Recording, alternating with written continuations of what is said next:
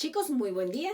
En la clase de hoy vamos a recordar que la trigonometría nos hace una gran clasificación de los triángulos, en triángulos rectángulos y en triángulos oblicuángulos.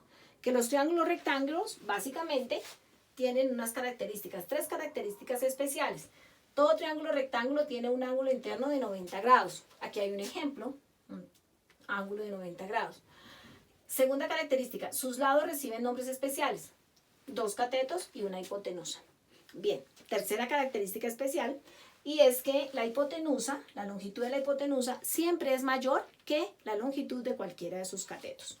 Bueno, la trigonometría nos regala, nos ofrece dos herramientas fundamentales para el trabajo con los triángulos rectángulos. ¿Cuáles son esas herramientas fundamentales? Primero, teorema de Pitágoras, y segundo, las razones trigonométricas.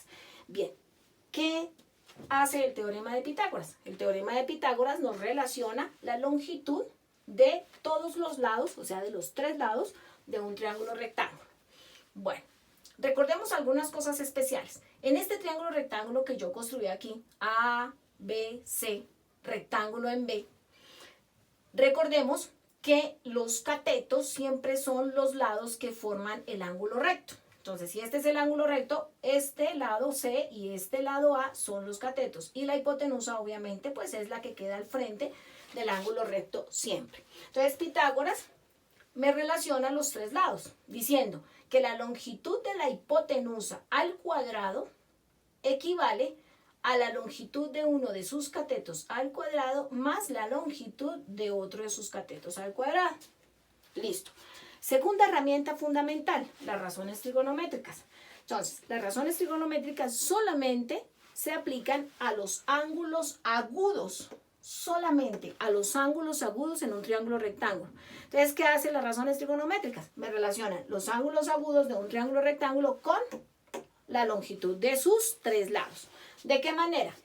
Son 6 razones trigonométricas. Vamos a trabajar las razones trigonométricas para este ángulo agudo.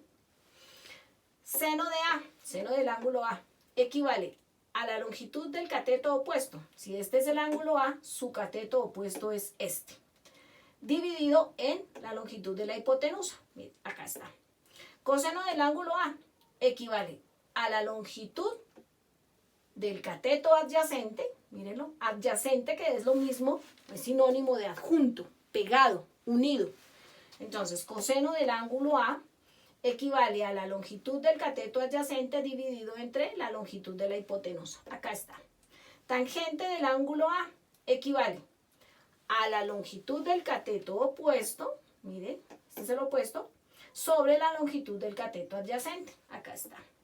Bien, y las otras tres razones que ustedes ya saben que es invertir las anteriores.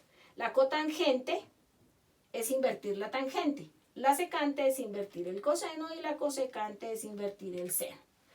Bien, para los triángulos oblicuángulos, entonces, nosotros hablamos de dos características fundamentales contrarias, obviamente, al triángulo rectángulo. Los triángulos oblicuángulos no poseen ángulos internos de 90 grados.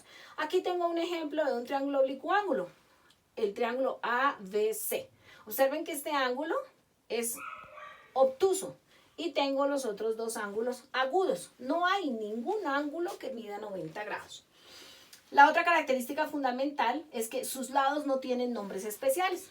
Es decir, si este es el ángulo A, obviamente su lado opuesto se llama A minúscula. Si este es el ángulo B, su lado opuesto obviamente se llamará B minúscula.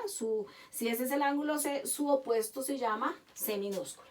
Las dos herramientas fundamentales que nos regala la trigonometría para trabajar los triángulos oblicuángulos son el teorema o ley del seno y el teorema o ley del coseno. ¿Qué hace el teorema del seno? El teorema del seno me relaciona cada uno de los tres ángulos con sus lados opuestos. Así, seno del ángulo A es a la longitud del lado A, seno del ángulo A es a la longitud del lado A, como el seno del ángulo B, seno del ángulo B es a la longitud del lado B, como el seno del ángulo C es a la longitud del lado C. Ahí está. La presentación, la triada que me presenta el teorema del seno. Teorema o ley del coseno. ¿Qué me relaciona? Me relaciona las longitudes de los tres lados con el ángulo correspondiente al lado que voy a hallar. Así, por ejemplo, si voy a hallar el lado, la longitud del lado A, entonces me dice, A al cuadrado equivale al cuadrado del lado B, A al cuadrado equivale al cuadrado del lado B, más el cuadrado del lado C, menos 2 veces la multiplicación de estos dos laditos que estoy teniendo en cuenta por el coseno del ángulo que le corresponde a ese lado. Y así se trabaja con B y así se trabaja con C. ¿Listo, chicos?